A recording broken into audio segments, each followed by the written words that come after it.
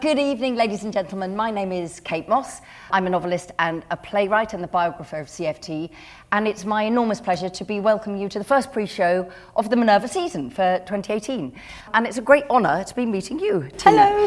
We are here on the set of Random Generations, which you will learn soon is now Generations Random. You swap them over. But just a little bit of introduction before we start. In that Tinu is a really extraordinary director. In 2014, she won the Genesis Future Director Award and then was the Associate Director at the Gate from 2015 to 16. She has assisted on many shows, including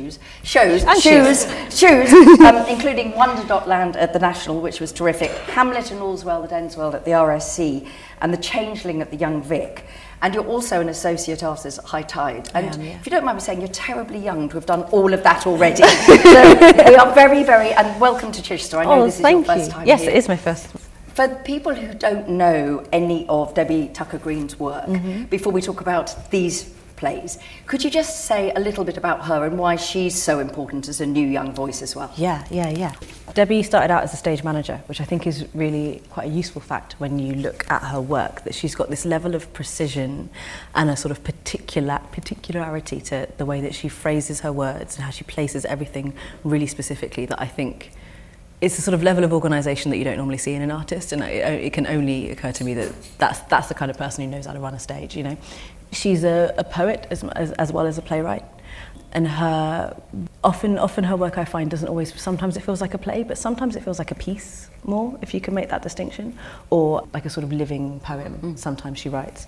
But she's a really extraordinary writer, and what I love about her work is that she writes about her world, which is sort of West Indian, East London background, but also about the wider world, and she takes big global issues but always looks at them through her lens. She's really unapologetic about who she is and where she's from and the language she uses. She doesn't want to, she doesn't go, I better adapt myself for this person or that person. She's so grounded in her own voice. And I think you really feel that when you read her work, and even more so when you see it. It's so certain. She's such an assured writer. I find that really exciting, especially for a black writer and especially for a female writer. I think as women we're often sort of trained to be slightly apologetic, and Debbie is definitely not. I find that really inspiring. So. Yeah. And your relationship with her work started in the audience, you watching a piece. Yes. Yeah. I first saw Stoning Mary when I was about 17 at the Royal Court. I hadn't seen a huge amount of plays at that point. I'd seen a lot of musicals. I was really into musicals, but I hadn't seen many plays. And I just remember watching it and thinking, I just didn't know you could write like that. I didn't know you could do that. I didn't know that was allowed. She sort of writes in a way that when you look at it on the page, it almost feels like you look at it and go, that's impossible. Nobody says that. That doesn't make any sense. It's almost so realistic that you can't imagine it written down. And then you hear it spoken, and it's this sort of really natural, really kind of really visceral, that's how people talk, or that's how people think, that speed of it as well. And I just couldn't believe it. I couldn't believe what I was watching. I had to read it to just sort of make sense of it. And then I read it, and she's just got this incredible precision, this incredible depth, this kind of economical approach to words. She never uses more than she needs to. Everything is clearly so carefully chosen. We didn't cut anything on either show. And it would have been, I don't know how we could have done. And when I've directed a play of hers before, it just feels mad to take anything out, the whole thing falls apart. Everything is so carefully balanced. And I just thought, God, that's brilliant. I just thought, it just, more than anything, it just took me by complete surprise. I didn't know theatre could be like that. Because you hadn't heard those voices, that experience, that accent, or because it was just that it is poetry rather than I think a bit drama, of both. A bit of both. Certainly I didn't see Random when it was on the Royal Court. I read it round about the time it was on. I think she's writing, especially in Random, she's writing a West Indian family, which is so rare to see on stage. Actually, like even when you look at sort of the black canon widely, it's mostly African American or West African. It's very, very rare that you get a West Indian voice on stage, and my family are West Indian, so I had a sort of personal connection in that respect. And she proper writes it in Jamaican. There's like nothing you can do about it, and that's kind of really, I mean, I just couldn't believe it. To see those words written down when they're never written down, they're always spoken. It's kind of extraordinary in itself. But more than that, actually, it's the poetry of it, and it's the meter of it. I think she sparks the same part of. I like her, for the same reasons people like Beckett or Martin Crimp or Ema McBride, you know, people who muck about with language like that. And it's just really exciting to see that in, you know, I think in one of our younger living playwrights. It's so cool. And I think you said something about she is unapologetic, you know, she puts what she wants and isn't thinking, can the audience cope with this or not? But I find that with actually, this is going to sound terrible, when I go in to see Shakespeare, when I haven't listened to Shakespeare we talked a lot about that. I have to retune my ears. Yeah, we talked loads about that, and you know, and at the beginning, going right. Look, we've got this in Random, especially. We've got these accents that are just like you've got to kind of know people who talk like that for that to be easy on the ears, and sort of grappling with how much of an issue that is, and how much we say, okay, well, look, just come with us on this journey or not, and then we sort of landed on the fact that we thought, well, you know, I consider myself relatively smart. I'm constantly going and sitting watching Shakespeare and not knowing what words mean or sentences mean or whole scenes sometimes. You're just like, I don't know. But that doesn't mean you don't have a full experience, because actually you're always being, oh, I've gone louder and quieter, I'm going to go like that. You're always sort of, I think as long as they take your hand off enough, you feel safe when they let it go, you know? You're watching a Shakespeare play and you go, I don't know what's going on. Oh, I do. Great. And then when they let you go for a bit, it's all right, because you know you're going to come back. And as long as you can reassure people that you're going to come back, it's okay. And you do get used to it, don't you? The more you see it, the more you hear it, you tune into it. And then suddenly you go, I'm getting it. And it's I mean, part of the extraordinary talent that she had is that it operates on two levels. So it works on the level of information in Random, that we're discovering a story. But underneath that, it is also music and cadence, and you don't need to know what every word means to feel that side of it. Yeah, and I find that really that you know, sort of she's like Shakespeare's a really good reference when when you think about studying Shakespeare and you're sitting. And I worked at the RSC a lot as an assistant, and you go, oh well, they use the that, you know, all's well that ends well. I should know it before the report come, your unfortunate son, Bertram. And when you say, it makes you feel really vulnerable, right? Yeah. So you know what's happening in that scene for the Countess is that she's feeling really vulnerable, even if you have no idea what she's saying. Lots of examples of that all through the canon, but Debbie kind of works in that world too. It's about an aural experience as much as anything else. So you are constantly being reminded of where you are, because things get a bit more fricative or they get a little bit more soft. She's really thinking about that. She really knows what words do, I think, or how you might weaponise your language a little bit, or use it to seduce, or use it to, And the first play that you directed professionally was one of hers. Was it Dirty Butterfly? It was Dirty Butterfly, yeah. So, having had this experience sitting in the theatre and going, you know what, I could do that, and I'm hearing this, I want to be that person. So how did it come about that you were doing that? Did you say, this is the play I want to do, or were they looking for a director for her work? The former. It was, the Young Vic have an award every year for a young director called the Genesis Future Director Award, and it's designed, the Genesis Foundation supports it, and it's designed to essentially give a young assistant director who's proved a commitment and a skill, sort of giving them their first proper show, their first show out of Fringe, say. And they give you a set of criteria, and then you apply with that. And I can't remember all the criteria, but the rights have to be available, obviously.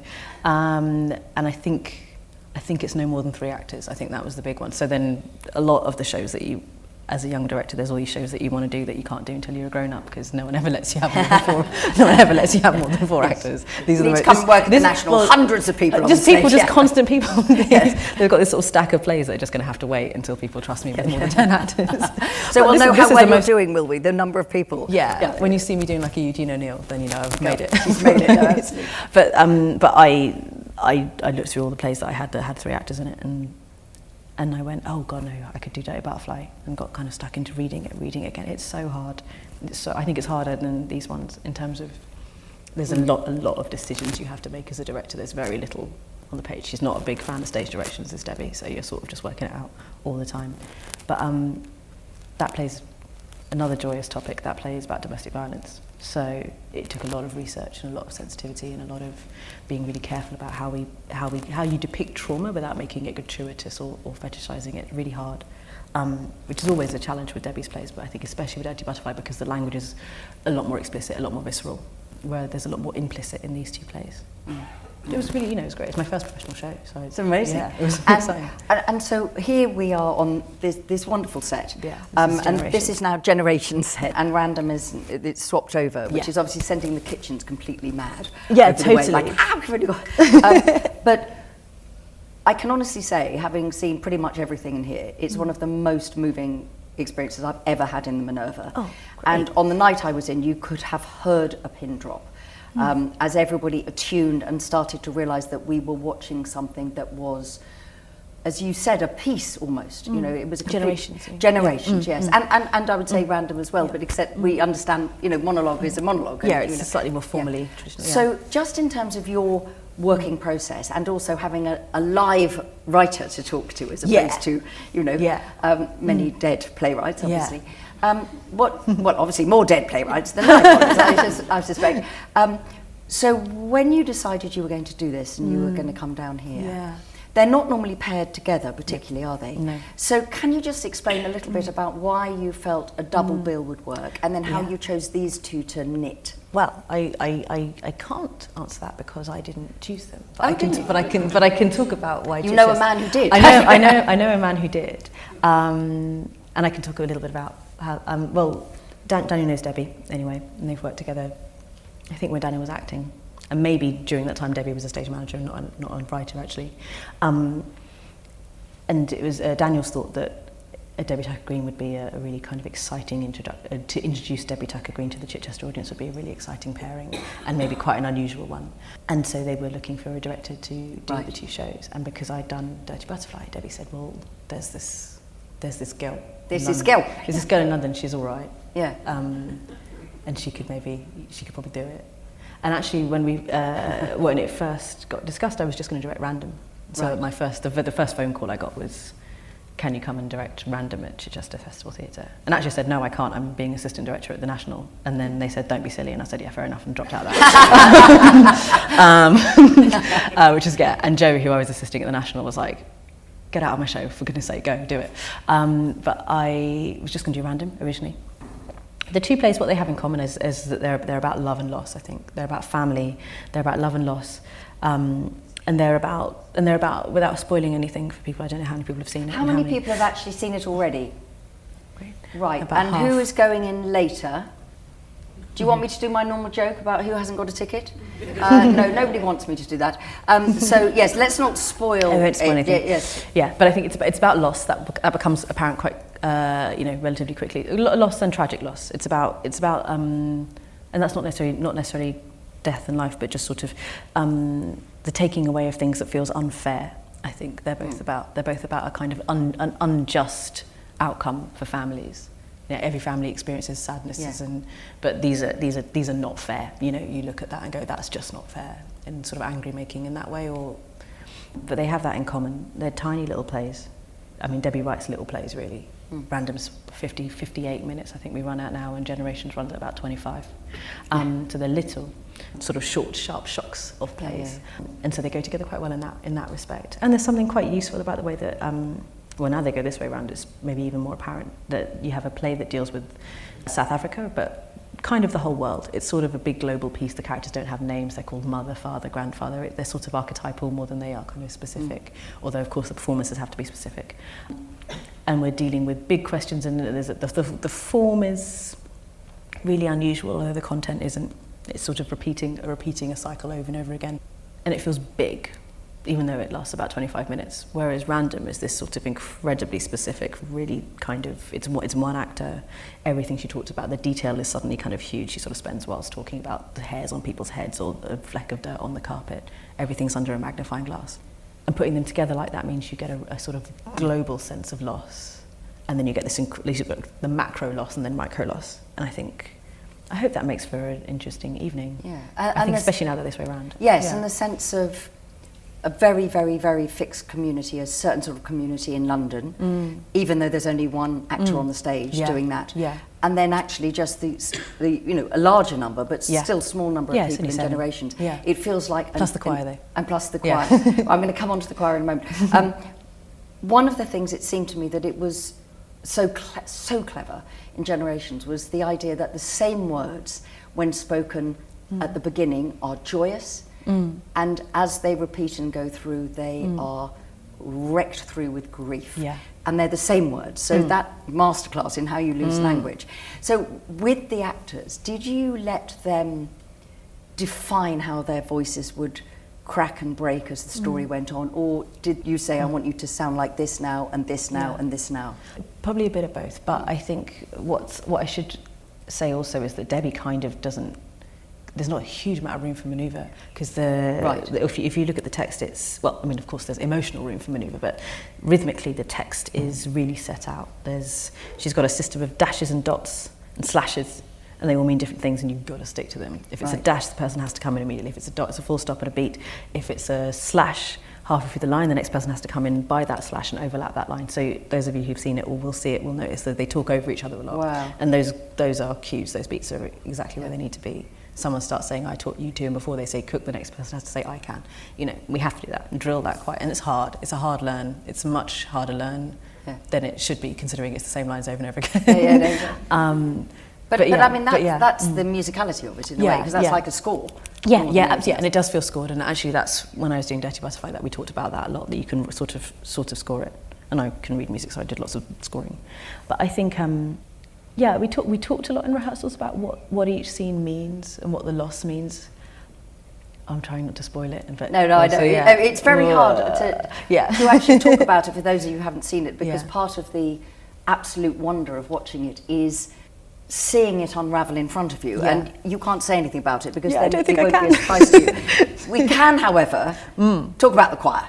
We can talk about the choir forever. So there is an amazing choir, the South African Cultural Choir. Yeah.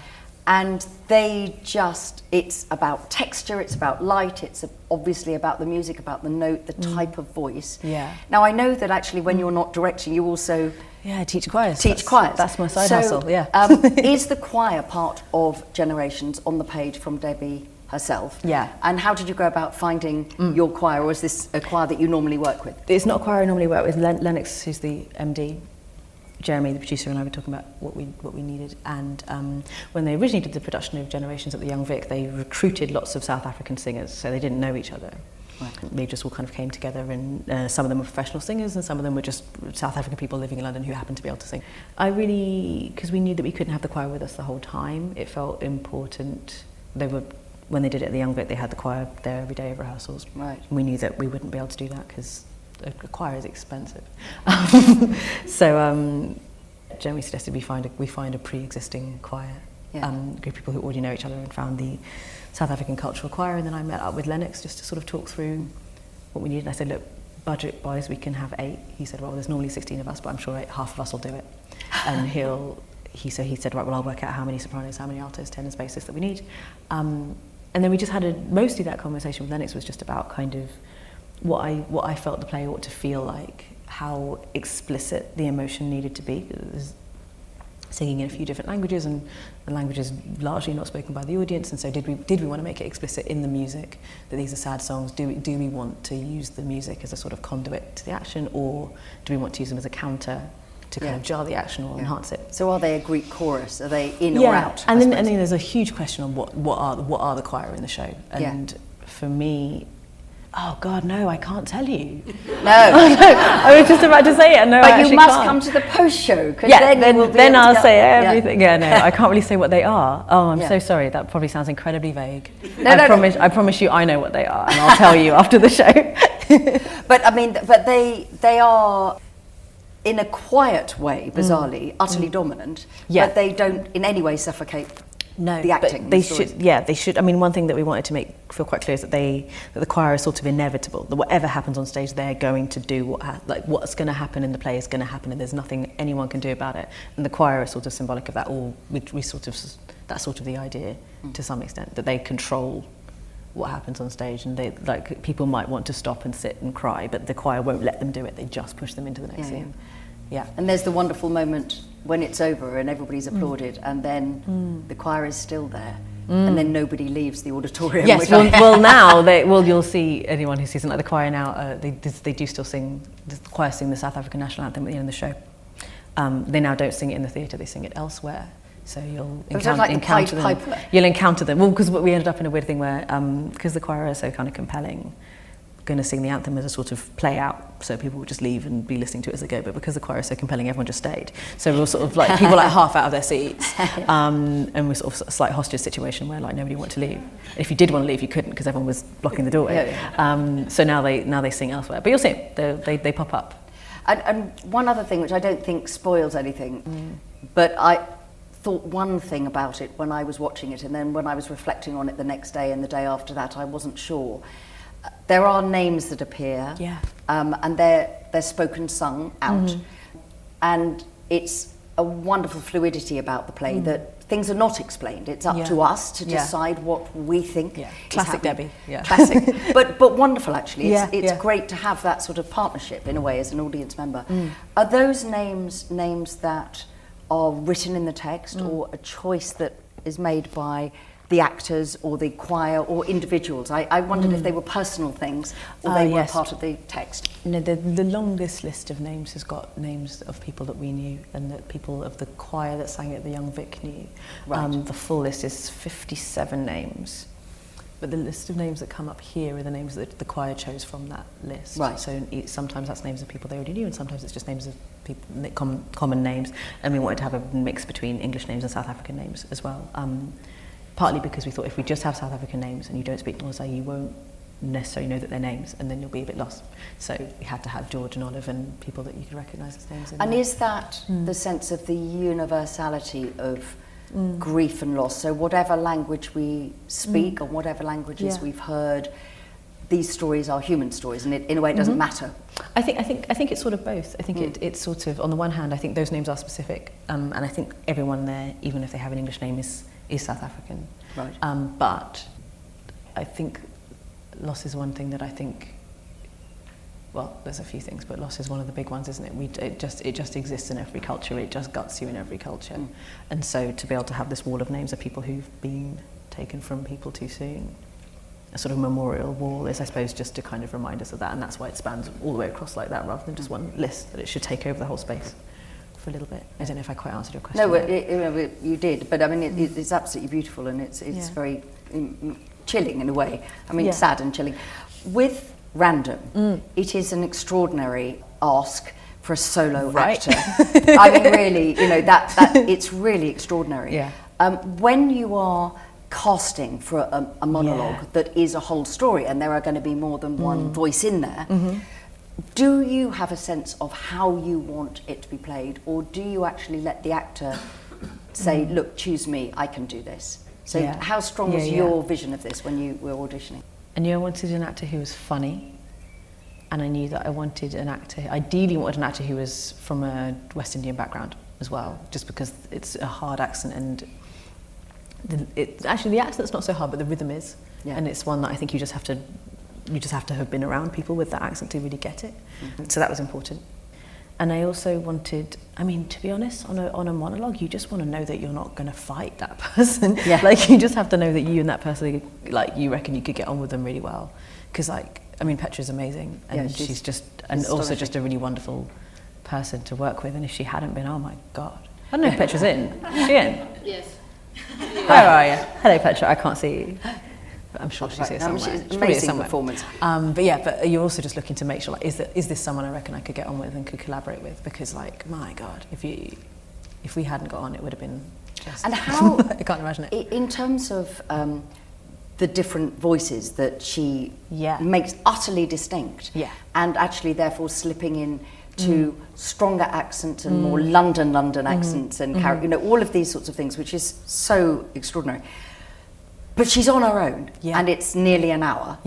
So when you're working with an actor, when you're working with Petra to produce that, do you break it down into, right, we're going to do this bit, and we're going to do that bit, or do you just keep running it so that it's like a sequence of notes and you never lose your place? We didn't run it for a while. We sort of worked it in chunks for a bit. So before we did anything, we did a lot of sitting around the table and working out first, like, just the timeline of what everybody does. So in our rehearsal room, we had a big wall that said, like, 7:15, Dad is in bed, brother is in bathroom, like, and just sort of like getting a sense of where they all are at any given point. And then sort of just doing the kind of really well, not boring on this show. Sometimes it can be really boring. Just sitting down and going, what should we call this scene, and what happens in this scene, and what do we need to know? Just getting all the plot points, because so much happens quite quickly and random. But then once you're up on our feet, it's a lot of it's like a really physical journey, and working with Morgan, who's our movement director as well, just to kind of find, just like, right, what's the quickest way you can get into kind of brother mode, and make that really clear to everyone in the audience that you're the brother in that moment, or there's lots of points where the characters have conversations with each other, and so we're sort of looking to see, like, what's the smallest movement you can make between each character and that not be confusing for everybody, or what's the biggest movement you can make and that not be ridiculous. So there's a lot of experimentation, first of all, when it comes to the sort of just the doing of the play.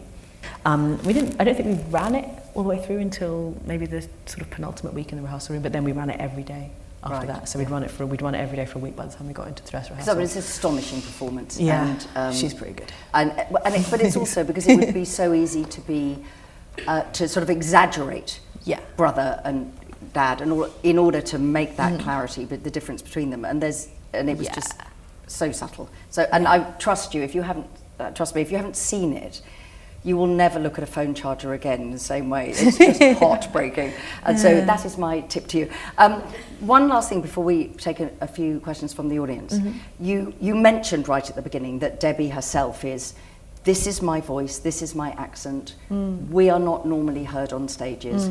We all know that we need to expand the numbers of people who are allowed to tell their stories and not stick with this, So when you come to run something, both of these pieces, in front of an audience, any audience, how much do you adapt if you can see that something isn't landing because they can't quite hear enough of that?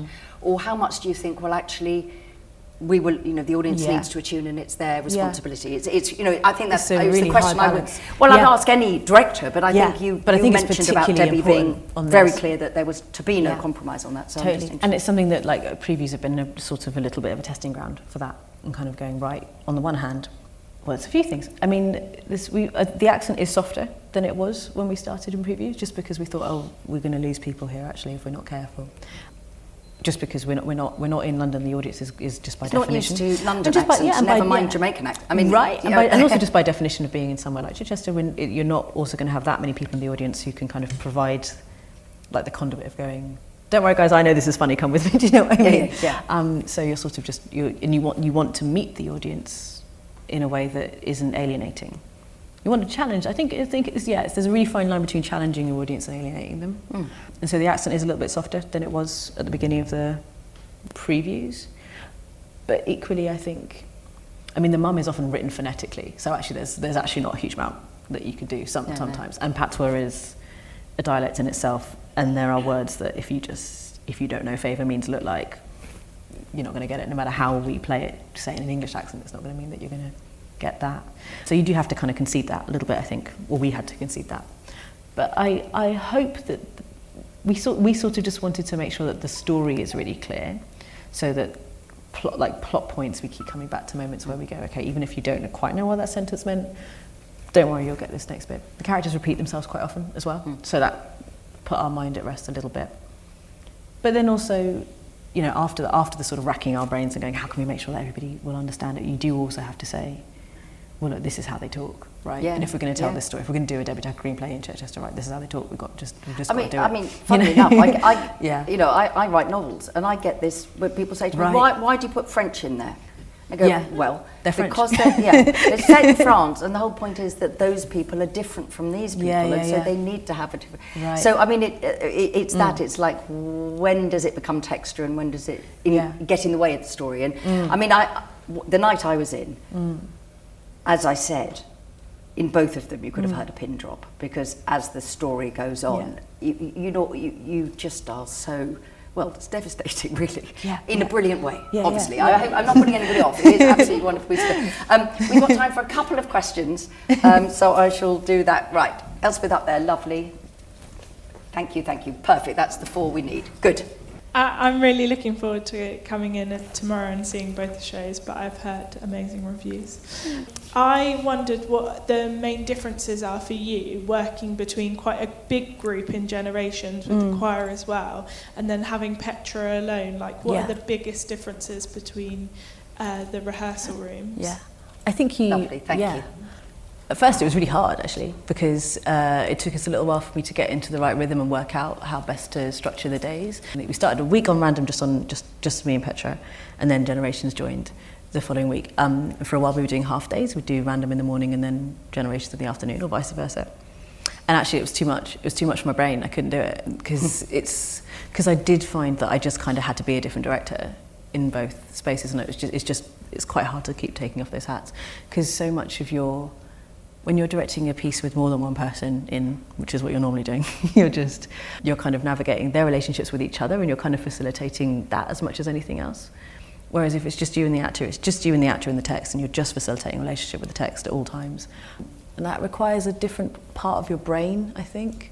Also, Generations is a big cast. Well, it's not a big cast, but it's a big cast for me. And also, they're playing a family. They all get on really well. So you're doing a bit of kind of crowd control as well.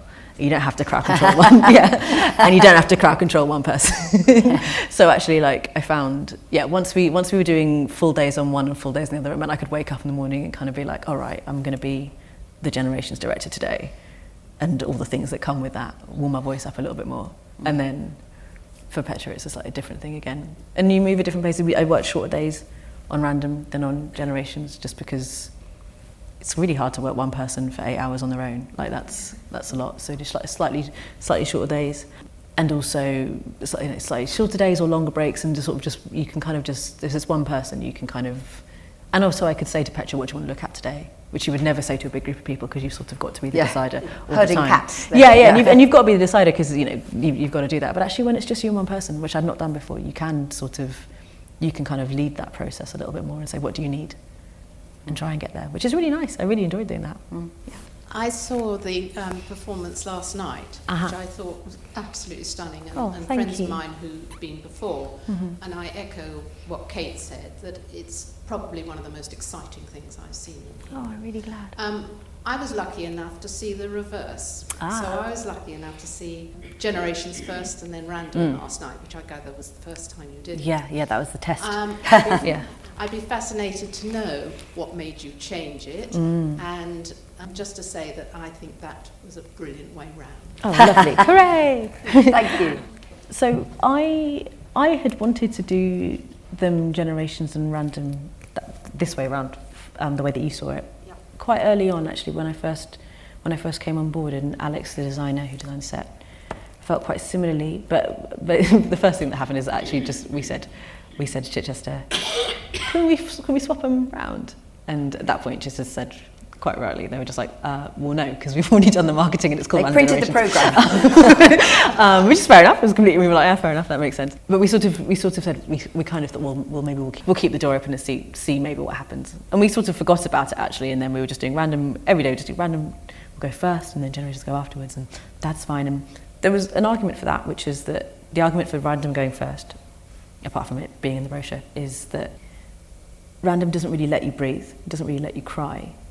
And Generations random sort of gets you in a place where you really want to cry but you can't, and then Generations goes, it's all right, love, come and have a cry. And maybe that would be a kind of cathartic, a more cathartic way around, that you would leave with the kind of warmth and love of the family and of the choir, and that you might be able to kind of release some of the pent-up anxiety that random can induce. But actually, in the playing of it, and especially in meeting our audience and getting to know the Chichester audience and what that relationship might be, we found that there's a lot about this play that isn't particularly traditional. And coming into Random, you've got Bashment playing really loud, and you've got the lights up super bright, and you've got the set for Random is a really stark white set. We take all the stuff off of the plinth. And you've got an actor preset moving around the space, and actually it's quite a lot of stuff to take in if that's not your usual theatre going experience. And then that's all before Petra said anything, and then she's talking quite fast, quite a lot in 3 different accents, and not all those accents are going to be familiar. And actually that maybe just is quite a lot to take on or take in one fell swoop. And so with that in mind, sort of grappling with how to work that, well, Generations it's a much warmer bath, certainly at the beginning. And your hand is taken and you're slightly more gently led into the world. You've got the choir, who are kind of inherently delightful and lovable and brilliant, and they make a real point of welcoming everyone into the space. We just felt like that might actually be, that Generations actually might serve to be the kind of aperitif or the warm-up that you need to be able to cope with Random. And also that, you know, the thing that we worried about originally is that after you watch Random, can you even watch another play? Like, is that a kind of mad thing to ask people to do? To go, great, now come back and I'm glad you like it, but listen, you've got 15 minutes because we're going to do it again. Might be a bit much. So that's sort of where the swap came from, really, is the sort of meeting our audience and sort of working out what they need, and that they might need more time. You might need more time to sit with Random, because Generations opens itself and closes itself. It's got a really clear structure. The choir sing at the beginning and the end, and there's a really clear pattern as to what's happening to the actors on stage. Whereas Random, you might want to think about in the car on the way home. Right. Yeah. So yeah, that's how we. I mean, we're still in the test. I would say it's 99% likely we're sticking with this order. But this is our second night trialling Generations first. So if it's a complete disaster, I'll tell you. We'll know when it changes back. Yeah. Right. Thank you. I mean, these two plays sound absolutely fascinating, and I'm looking forward to seeing them tomorrow. And I guess that both plays are, in a sense, designed to be performed in this kind of space. But I wonder whether you could say a bit about the design, the set design itself, because you've implied that Debbie Tucker-Green doesn't provide you with stage directions, but she does provide the actors in their dialogue with actions that they must do at certain points. So how did you approach the actual, with your creative team, and Debbie, how do you approach actually the design of the sets for the two plays? Yeah, well, first I should say that actually Debbie doesn't say what actors do at certain points either. It's just the lines on the page, the words that they say are there, but actually nothing else is. So it's even more open than it might have been. But in terms of about the design for these two plays, the first big challenge for me and Alex, I think, was finding a set that can hold both shows, because they ask very different things of its audience and very different things of its space. So that was the first thing. Was going, okay, what's the big question was, what is the thing that can hold both plays, and what is the state that can enhance both worlds? And we did a lot, we went through a lot of different ideas before we landed on this one. We looked at a lot of homesteads. Both of the plays take place in houses or start in houses. So we looked at sort of making a little house, or doing the whole thing in a living room, or doing the kitchen, which is what we end up for Generations. So there's a point where we're going to do Random in the same kitchen, and we were just going to turn it into a London kitchen and then turn it back to South African kitchen. And we also came to look at the Minerva, because I'd never been to the Minerva before. I directed in it, which is kind of terrifying. We came to look in it, and I know it's not actually a big theatre, but it's quite a big theatre for a Debbie play. They nearly always are performed in quite little studio spaces. Even when they're at the Royal Court, they're upstairs at the Court with 60 seats, or they're at the Gate, or they're at the Young Vic. So actually this is quite a big auditorium to put a Debbie Tucker-Green play in. And so the first question was, right, how can we still hold the plays and keep them quite safe? Hence the little plinth. So that's how that happened. We go, right, well then the wonderful light box. Yeah, we shrink it, so we put a lid on it and we'll hold it in a little bit. It also meant that we could play the kitchen that the family in Generations, the whole play takes place in this kitchen. We could sort of play them having to sort of squash past each other and play a kind of slightly too crowded family room, which we couldn't do if we made a whole big set. So that's one reason why. And also because we wanted to kind of hold, because they feel like these little pieces, they feel kind of, they're not like traditional plays, they're like little kind of poems. We wanted to be able to kind of hold them in a little frame and you to be able to kind of digest them in that way, rather than kind of a big sprawling idea. And then also for Random, it was just about giving our actor a big enough space to play on without them being so overwhelmed that they, without this, Petra would have to be running around all over, it would be such a lot to do. So it's about kind of holding it in. The light box came from my desire to keep the audience slightly lit all the way through Random, and also in Generations, that we thought this is a play where we've got an actor who's talking to the audience in our version.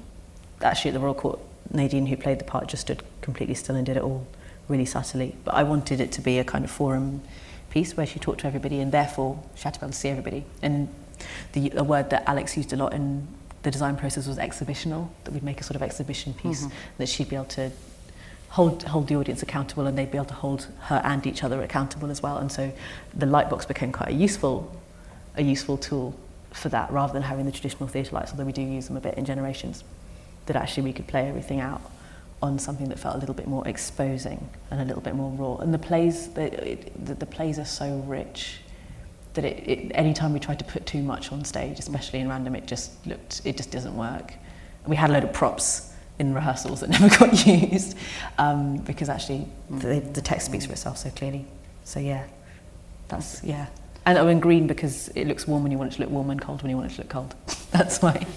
Oh, that's a good tip. Yeah. Well, I'm afraid we've actually run out of time. Oh, I'm so sorry, I rambled. I'm sorry. No. You're the one that we wanted to hear everything you had to say. There will be a post-show talk, as usual, and it's on Wednesday the 23rd of May. As you know, you don't have to have come to the performance that night, but you do still have to get a ticket. So if you want to come and share when you've seen it, and some of those questions could be answered, do come along then.